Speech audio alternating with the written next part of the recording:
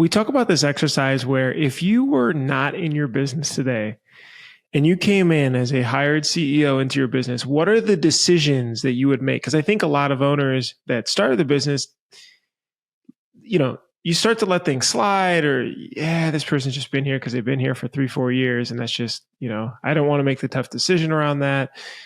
But if you came in and looked from the outside, I think a lot of us would be able to have a lot clearer mind about it.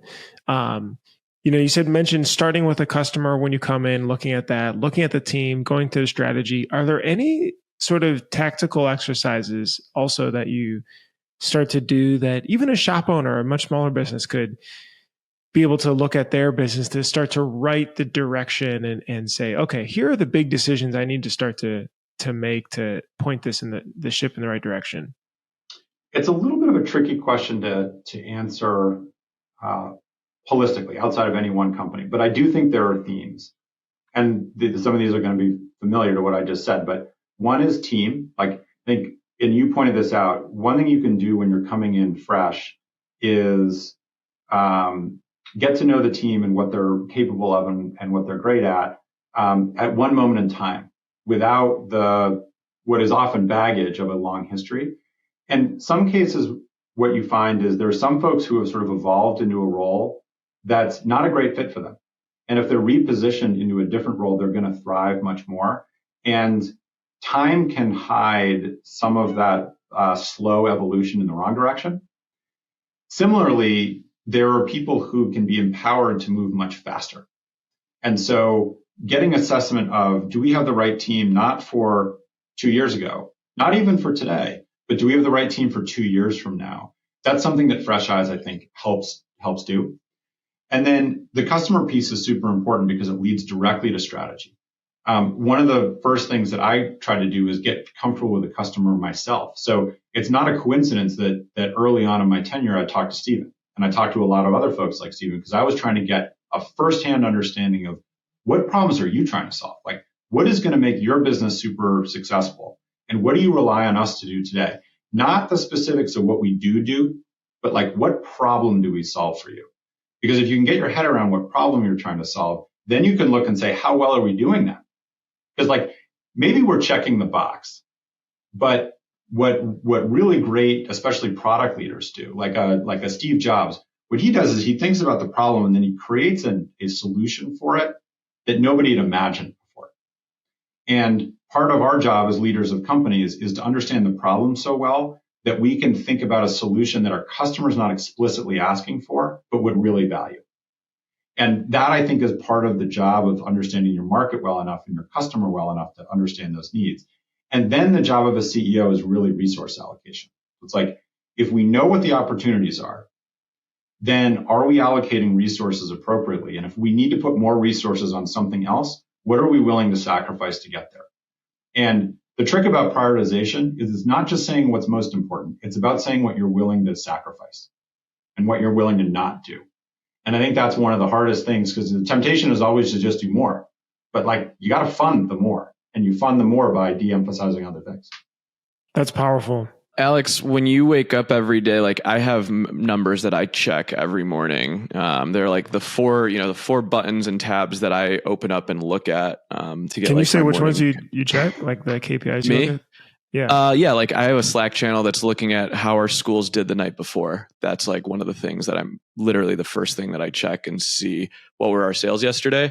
And then I look at, we have like a thing called Sales Land that says how much bulk business we did. I look at the support, basically how many tickets are in support. So like, okay, there's 100 support requests and I can see, how many are open. And then, that's basically what I look at. That's what I'm checking constantly. Sorry, I threw you off your question. I was just curious when you said but I'm because I think what's interesting is like, Alex, you were just talking about like, I'm thinking about the customer. You're also also focusing on sales, also like operation. So like, what are the levers that you look at, or the meters that you look at every? The one that I always wake up to is sales. That's the first thing I check when I open my eyes in the morning. It's a little grim to say, but it's true. And what I'm looking for there is trends by segment and secondary to that, but I also look at product type. So is DTG doing great or not? Is embroidery doing great or not? And so I understand our enterprise business, our SMB business, our direct to consumer business, and what products that they're looking at. That's really helpful. Honestly, do I need to check it every day? Probably not. It doesn't change that much day to day, but it does change week to week. And then depending on where we are in the year, there may be other things that I'm checking on a daily basis. But at this point, I more look at things on a weekly or a monthly basis because the trends don't change that fundamentally. And if something really goes haywire, then I already have a super talented leader who's ahead of me on it, right? So I don't expect to find a number and call somebody up and say, by the way, do you know our site's down? And have the head of engineering be surprised, right? Like that's not going to happen. Not a good call to get. Right. So what we do, from Alex. what we do, it's like our governance model is, we'll set our strategic priorities for a quarter. We have KPIs in every one of our functions, and then on a monthly basis, we'll get together as a leadership group and look at how are we tracking on our priorities and how are our KPIs tracking, and that becomes a problem-solving session. And that's for things that are not like moment-to-moment emergencies. If there's a moment-to-moment emergency, we deal with it right then, and the leader will be the one who raises the flag and we all jump on it and solve the problem. But that sort of weekly and really more monthly cadence is the thing that leads to like the bigger adjustments in strategy. How is that meeting scheduled? I'm interested to dive more into like that monthly, like who's really in it? Is it just people that report directly to you? And then how long is something like that to go through a business of your guys' size? And then I think the third part is the problems of it, right? I'm assuming, okay, this KPI is not good, but how deep are we really going to go into it in this meeting, or is that scheduled somewhere else? So, I am happy to nerd out on this topic. So let me give us the transcripts and then you can take me deeper if you want. Basically, the way it works for us is we have a business segment. So like take our SMB, small, medium-sized business. We have that as a segment. That team leader will show up and say, hey, for our segment, there's 3 pages.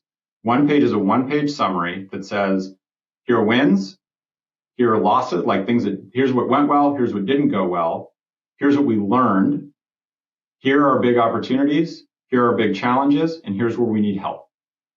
That's all on one page. So there's like 4 or 5 bullets for each one. Page number 2 is here are our KPIs.